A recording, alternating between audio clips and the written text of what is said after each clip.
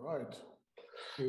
Okay. Well, our regular group, that were with Jacques Feye, two other friends, and myself, were in Greece again this year. Normally we would go every second year, but because of COVID, that has been postponed for a year. We went there the first 2 weeks in May, and well, we have some friends there who show us around and who have a lot of nice minerals for us.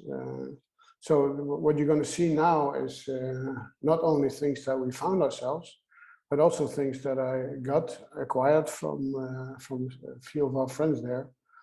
And as usual, my own finds are not completely analyzed, but the things that I got from my friends should be analyzed. So I'm relatively sure of the correctness, but 100%, well, it's probably never the case. Let's start. The last time before I did the presentation on the mines about a year ago, I think.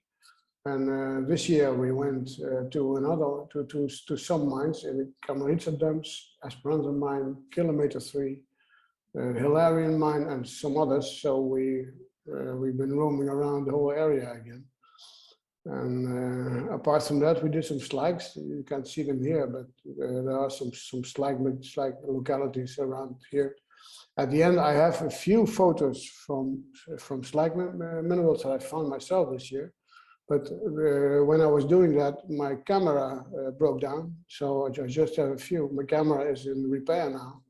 And for some reason, it has to take about 6 weeks. So I think I better go on vacation and then start again. But for now, I just have a few photos of the slags. But okay, you'll see that now. You'll see that. You saw these photos the last time also, so this is not new. But these are the dumps and the mines that we visit every time. If you take a look at this one here, Kilometer 3, there's a fence now. So this is off limits, actually. You may not enter it anymore. But so the only thing that you can do is go around the dumps. But collecting here in this hole is not allowed anymore, alas. Okay, here we go. This is the first one wait.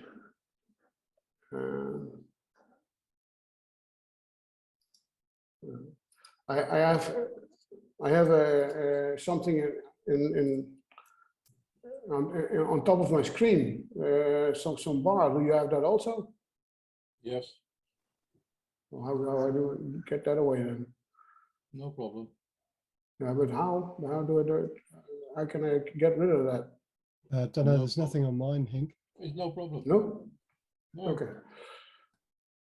All right. Again, no, I can tie it as the first one. It's very small spray. It's not very abundant. It's mostly in the Plaka mines, and there were a few observed in the slags too, but I never found those. This photo is not too clear because the field of view is just 0.5 millimeter. And this sparkles very, very dense. So that's the photo is not 100%, I'm afraid. Then adamite, as you know, is one of the most widespread minerals in the region. It's basically colorless, but takes different colors if contaminated with other elements. This green luster is caused by copper or nickel, and but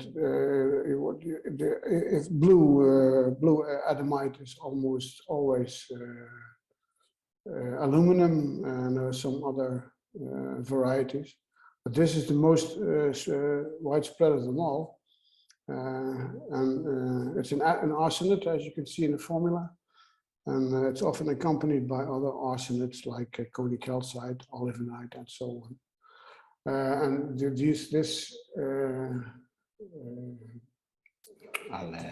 this crystal shape here is the most recognizable. So if you, this form is undeniably adamite. The next one is from the same sample, and even here, the crystal faces are undoubtedly adamite, without any doubt. This is how they should be. And but adamite comes in different shapes and colors. This is a bit of an exception in my view. It's a sort of mix between green and whitish, and the transparency is just minimal. So this is not what I'm used to, and it's a very strange composition. 6 millimeters, so the crystals are a bit bigger, but well, it's quite an abundant sample. In this one, you see two different habits. I guess that the one on the right here is more copper-like, and this is more nickel-like. I'm not sure about that, but from the color, in my experience, this sort of green is more in the direction of nickel, and this green more in the direction of copper. So these are just in one sample. This is one of the best that I found or I have. In the caption it says agadite CE, so cerium. You know from the last time also that there are about 4 different REEs in agadite, but this cerium variety is very abundant in the Christiana mine. But when we were there, we talked to Branko Rieck, which is an Austrian guy who is highly specialized in the minerals from Lavrion. And he told us that recent research on agadite shows that it's never the case, almost never the case, that agadite has just one REE in its grid. There's always a mixture, so it's very very difficult, if not impossible, to keep them all apart. Now this is called CE because of the color and because it's analyzed and because it's abundant in the Christiana mine. But on the next one, you see different colors in one sample. It's bluish here, it's greenish there. So this is what we should call agadite group and nothing more. Because you just can't tell what's what. And it gets even bluer. No, this is still green. This is not analyzed, so it's agadite group. These are adamites, but this is group. And according to the color, I would dare to say that it goes in the direction of CE, but that's no guarantee. This is a very nice color, I think, and as you see, it's called agadite La, lanthanum, and ND, neodymium. It's a mixture, and this is, well, you see that the color is different. So this one's analyzed because otherwise it would just be agadite group, but the color is an indication, but nothing more. And this is what you call a very rich sample. Then we come to aluminum bearing adamite, and this blue is indefinitely, in this case, is aluminum. That's not always the case. Sometimes copper gives the same color, so you have to analyze it all. But this one is analyzed, so this is really aluminum-bearing agadite, and the matrix, the bed is hydrozincite.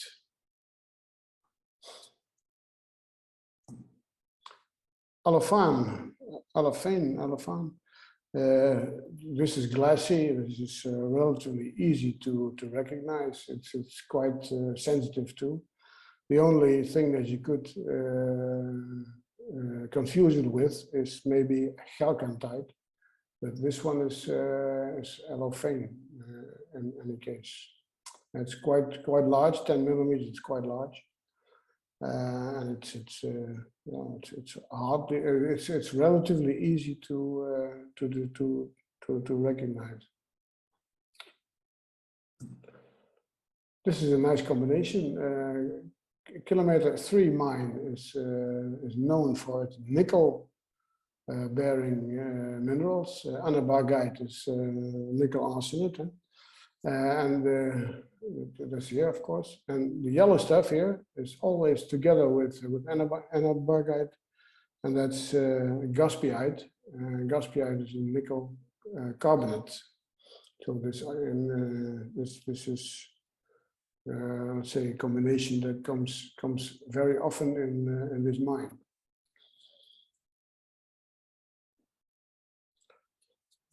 This is a bit of a surprise. This is not from the Kilometer 3 mine. This is the first time ever that I see anabargite from another location. And this stuff is not gaspiite, but austenite. And so this is a combination I've never seen before. So it's very surprising that it occurs in the Esperanza mine. I got this from Vasilis, one of my friends there, and well, he was very proud that he had ever found this. And it's really a rarity, this combination. This is a big one, 10 millimeter wide auricalcite. Yeah, well, this is let's say quite common. And this size is not too common, but I think this is a good sample of a relatively common mineral there.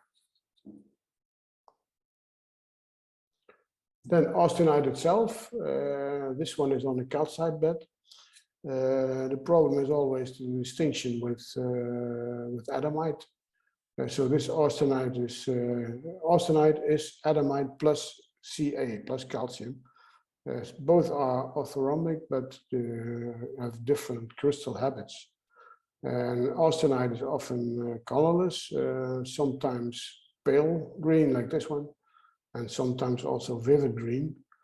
And I said this one is on calcite, and 10 millimeters is quite large. I have another austenite from the same mine. This is colorless.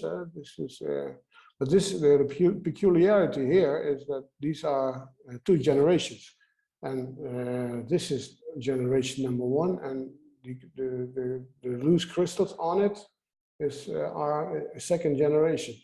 And this is a 5 millimeter part of a piece of 8 centimeters, which is scattered with all these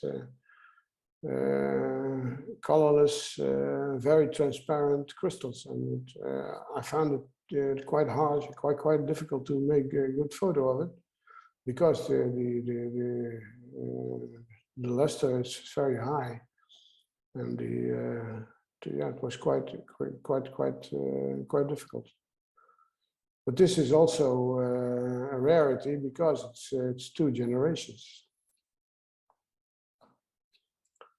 Azurite is very abundant, of course. You have different habits. This is quite common spherical. This is yeah, well, elongated crystals.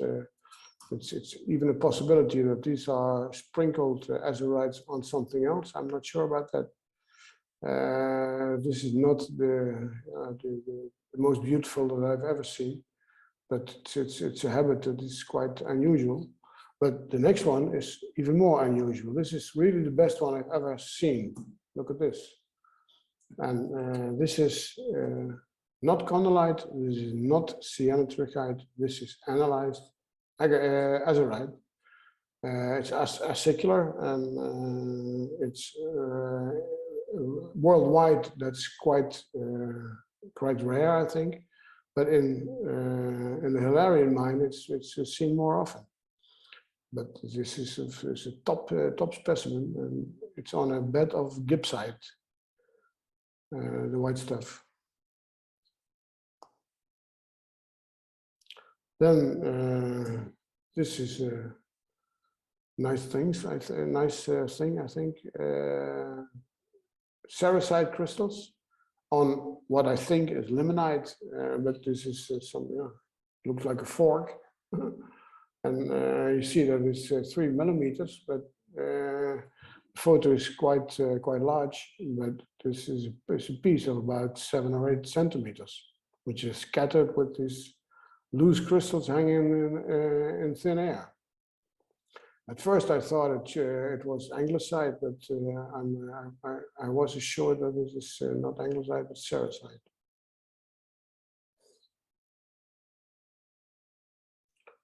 You would never, you could never name this just on the basis of visual identification, but it's analyzed chalcoalamite, fluffy stuff, pale blue, light blue, with some agarite needles under them. But this is very hard to determine without analysis. And well, 6 millimeters is not too small. So this is a nice specimen of a good mineral. Then this is the first time I saw it from there. Chalcophyllite. Sorry. The green plates. These are a number of green plates behind each other. It's analyzed too.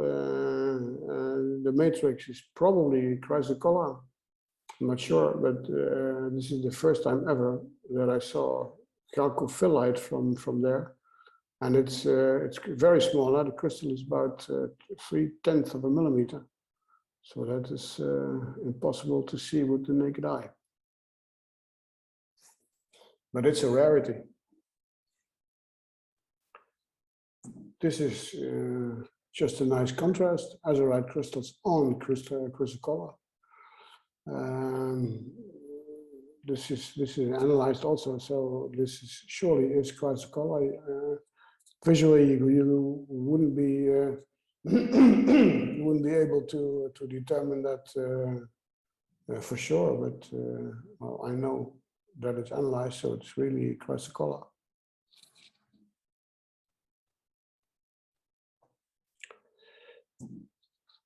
Most abundant, very abundant in the Cassiana mine is konichalcite. Konichalcite is one of the most abundant in Lavrion altogether. It's an arsenate, so it's often associated with adamite. But in this case, what you see here, these small needles are olivinites, and yeah, this is a very vivid green color, and these things are spherical. On the next slide, also konichalcite, you see much more of the individual crystals, and that's something that you don't see too often there. So this is an exception, and it's very rich, 5 millimeters. But the whole area is 2 or 3 centimeters. And then I have a third one from there, and this is also konichalcite. Always bulbs, of course, on a bed of hierosite. It's a nice contrast. Conolite on a bed of malachite. This is Yeah, conolite is this is just 1 millimeter, but it's one single bulb of conolite needles on a bed, and the contrast looks makes it a nice sample. Most cuprites in Lavrion are covered with malachite, and you'll see that later. But fresh, shiny red ones are quite an exception. The color of this one is a little enhanced photographically, because if you just look at it, then it's dark red, and then the crystal faces are not too well visible. So I enhanced the color a little bit, so you can see how the crystal shapes are.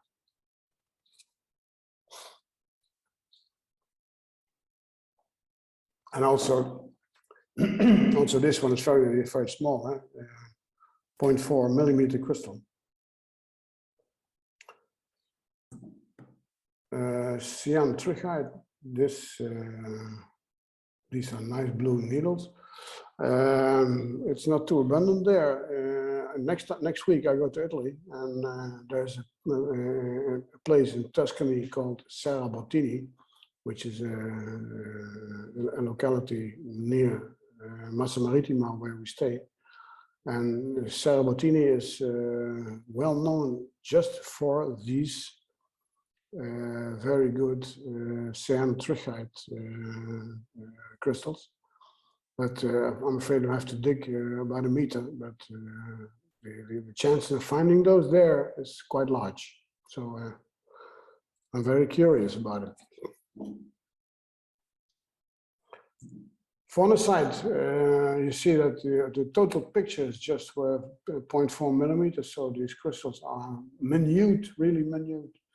There's just one place in Greece where phonocite is reported, and this is the Fernando mine, and it's sometimes also called the phonocite mine. And how small? They're very small, but are relatively easy to recognize, because this here, this crystal shape here, this one is very typical for phonocite. It's because not only this this shape, but also the wedge-formed formation,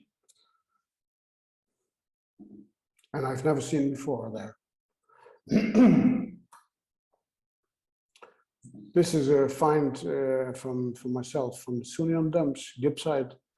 I'm not 100% sure, but it's very abundant there, so I am inclined to accept that this is gibbsite. You can find this from white to faint blue, and sometimes a bit yellowish, but it comes in quite large masses on the dumps. This should also be gibbsite. This was found by my friend Felix, who gave this to me, and he says it's gibbsite. I think I can believe it, but actually it should be tested. It's not 100% sure.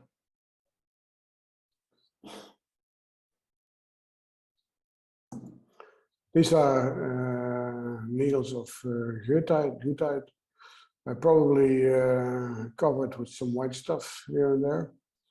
And the green stuff in the back can be brochantite, but I don't think so. I think that it's probably antlerite, because of the shape that is typical, I think, for let's say masses of antlerite. But I'm not sure about that. In any case, this is goethite.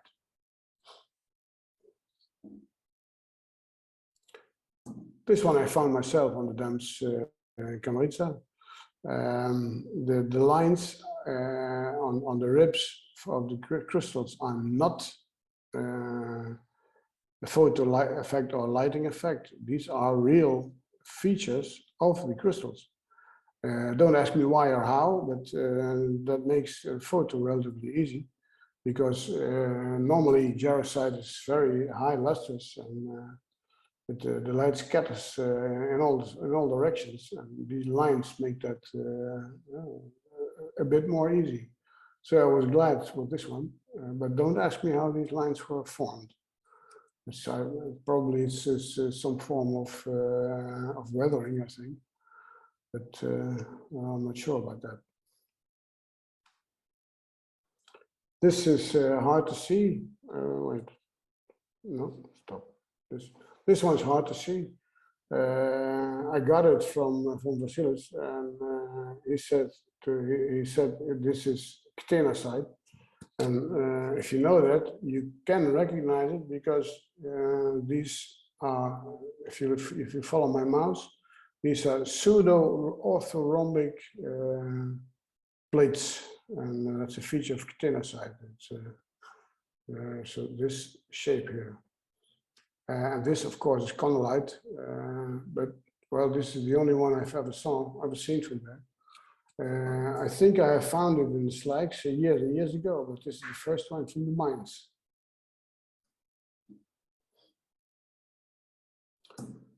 Lipidocrocite, yeah, it's iron, as you know, and you see that in the color.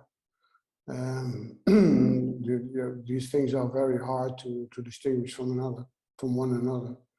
So I'm glad that this is an analyzed specimen, and it looks a bit fiery. So it's, I think for this mineral, this is a very nice, very good sample. Malachite is very abundant, of course, it's very common. Here you see this is all agarite again, and this is from the Jean Baptiste mine, but this is also the habit as you find it in the dumps of the Sunion mines. So I have a lot of those, and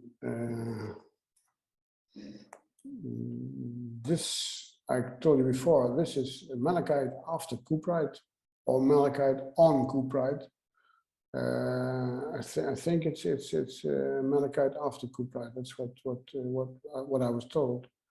And you see the basic crystal form, crystal shape of cuprite is very clear, and yeah, the color is green, so it's malachite after cuprite.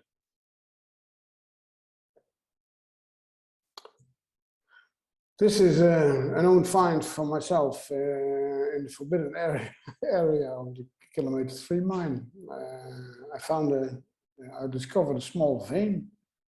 Small means about 30 centimeters wide and a centimeter or so high, I think. This whole area is 5 millimeters. So this is that's what you can call a bunch of crystals, and this is very, very rich. And if you look carefully, you get things like this one, and this is 0.3 millimeters high. It's from the same vein, not from the same specimen, from the same vein. And it's almost floating in thin air. So these are all loose crystals that just are attached to one another in just one phase, one spot. And it's quite surprising that this thing survives everything. Not 0.3 millimeters high. It's very small. Olivenite comes in many shapes and sizes, as always, but this is a flowery habit, and that was quite new to me. I'd never seen that before. So this is, yeah, the total width of this piece here is about 0.5 millimeter. So it's quite small, but it's an unusual habit.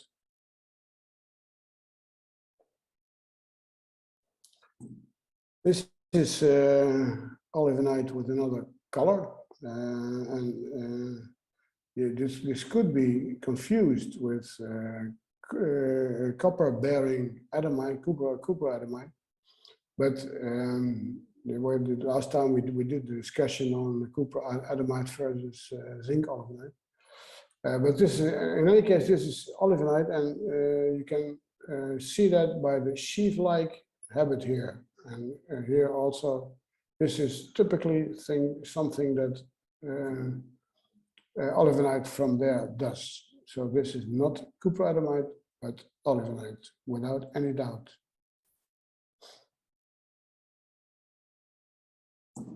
This is once again another color, but this is analyzed as to be zinc olivenite. And where the color gives it away, that's no 100% certainty. But if you see this, then you can almost be sure that it's probably zinc olivenite. And the white bulbs are arsenocrandallite.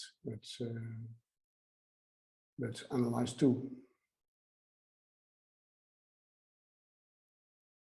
I would never have recognized this as for what it is, platnerite. It comes from the Verseco mines. They are not too well known. I didn't know it, but if you look in the literature, then the Verseco mines are the place where platnerite is quite abundant. So if you combine those two, then you know what you have. But I would never have recognized it as such. Rosacite, you saw that the last time also. Very abundant, quite abundant, often together with malachite, which is quite logic because the stuff is almost the same.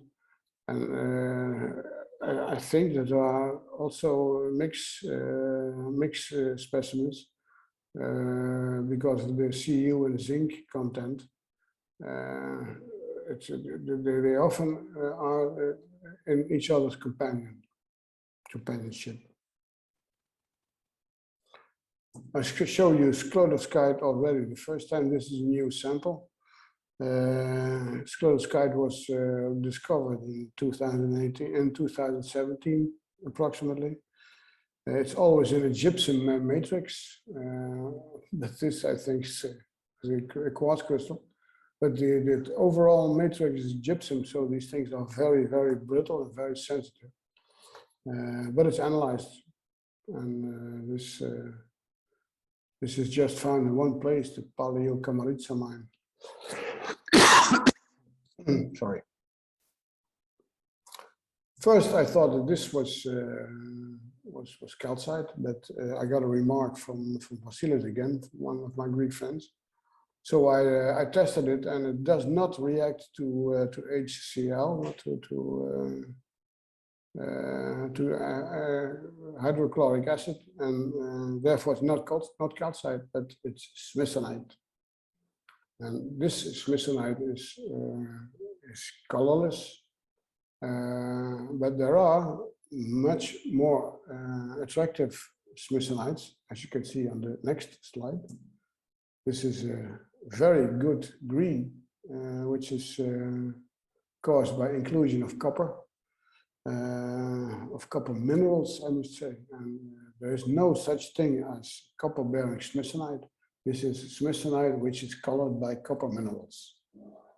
And but the color is great, and it's from the Exi mine, and there it's quite abundant in this shape and color.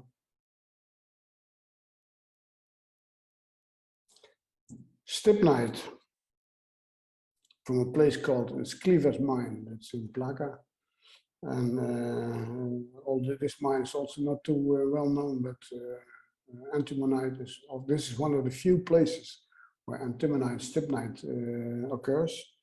And if you take a look here at the end faces, then it's relatively certain that this is stibnite. It's analyzed, so I am certain. But if it weren't, you could recognize it by the end faces here. It's confirmed in any case. This is worldwide very common, vanadinite. But here in Greece, and especially in the Plaka mines, it's quite rare, and it's always as small, well-formed single crystals on probably calcite, And that means that they make very good photo material, and the crystals are very well formed and always loose. And that's for me as a photographer, that's one of the pretty things, or one of the nice things, because you can make good photos. And the crystal is 0.5 millimeter, and I have just a few of those. Fluffy blue-gray, that's woodwardite, and of course you can confuse it. You could confuse it with things like deviline or auricalcite, but that's obvious. But this one is confirmed as woodwardite. Then we have the wolfenites from the Plaka mine. Plaka is the place to be if you want wolfenite, and we find it every year every time in fine quality and fair amounts. So I have a lot of samples in quality like this one. The yellow bulbs, of course, are Malachite because they always are in each other's vicinity. And on the next slide, there's another wolfenite, and it's the last one from the mines. This is a single crystal in a very contrasting black background. So this is quite it's very clear. Right, now then to conclude, just a few slag minerals. I would have shown you more, but my camera did strange things. It's a mechanical error, so I have to let it be repaired. But before that, I had a few. This is anglesite, very small. The photo could be better, I see. It's just the whole picture is just 4/10 of a millimeter. But the crystal shape is without any doubt anglesite. This is a twin of cerussite. It's almost classic, I think. The crystal is 0.6 millimeters high. And yeah, of course, this is the one part of the twin, and this is the other one. And these heart-shaped twins occur quite often there. I have a few. Then you still remember the crystal drawings that I used the last time. This is without any doubt, this is Lavrionite, because this is shape 28C, this one. But the feature that gives it away is this striation in these different different directions. It's straight striated crystals in this shape is always Lavrionite, and it's surrounded by numerous needles of anglesite.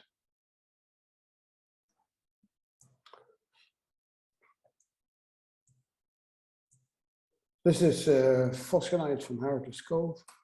Once again, very small, and this is the shape without a number. The fourth one from the left, this one.